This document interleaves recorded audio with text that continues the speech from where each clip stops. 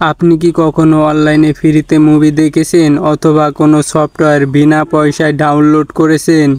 তাহলে আপনি হয়তো নিজের অজান্তেই একটা অপরাধে যুক্ত হয়েছেন।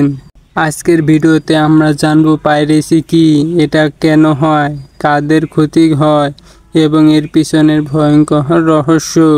পাইরেসি হলো কন্টেন্ট বা সফটওয়্যার অনুমতি ছাড়া কপি বা বিতরণ করা, যেমন সিনেমা, গান, সফটওয়্যার, গেম, বই। এগুলো যদি অফিসিয়াল সোর্স ছাড়া পাওয়া যায় সেটাই হচ্ছে পাইরেসি। এটি শুধু অনলাইন বিরোধী নয়, এটি শুধু আইনি বিরোধী নয়, এটি একটি নৈতিক অপরাধও। এখন আমরা জেনে নিই পাইরেসির ইতিহাস। পাইরেসির ইতিহাস বেশ পুরনো। 1980-90 এর দশকে ক্যাসেট ও সিডি কপি করে বিক্রি করা হতো। এরপরে ইন্টারনেট আসার পর পাইরেসি নতুন রূপ নেয়। টরেন্ট, পপকর্ন টাইম, পাইরেট বে এইসব প্ল্যাটফর্ম হয়ে ওঠে পাইরেসির মূল উৎস। পাইরেসি অনেক পদের ধরন আছে, যেমন মুভি পাইরেসি, ক্যামেরা দিয়ে হল থেকে রেকর্ড করে আপলোড করা। বর্তমানে তাণ্ডব মুভির লিঙ্ক ভাইরাল হয়েছে। 2 নম্বরে রয়েছে সফটওয়্যার পাইরেসি, ক্রিক বা ক্রিজেন ব্যবহার করা হয়। 3 নম্বরে রয়েছে game piracy, paid game hack করে খেলানো। 4 নম্বরে ইবুক পাইরেসি, বই স্ক্যান করে পিডিএফ আকারে সরানো। 5 নম্বরে মিউজিক পাইরেসি, অফিসিয়াল না শুনে পাইরেটেড ফাইল ব্যবহার করা। পাইরেসির কারণ জেনে নেই। পাইরেসির কারণে বর্তমানে অনেক ক্ষতি হয়ে থাকে। সৃষ্টি ও বিনিয়োগকারীর ক্ষতি, চলচ্চিত্র নির্মাণ, লেখক, সফটওয়্যার ডেভেলপারদের আয় নষ্ট হয়ে যায়। চাকরির বাজারেও ক্ষতি হয়। বিনোদন বা প্রযুক্তি খাতে কর্মসংস্থান কমে যায়। অর্থনৈতিক ক্ষতি, পাইরেসির কারণে দেশে বৈধ ব্যবসা ক্ষতিগ্রস্ত হয়।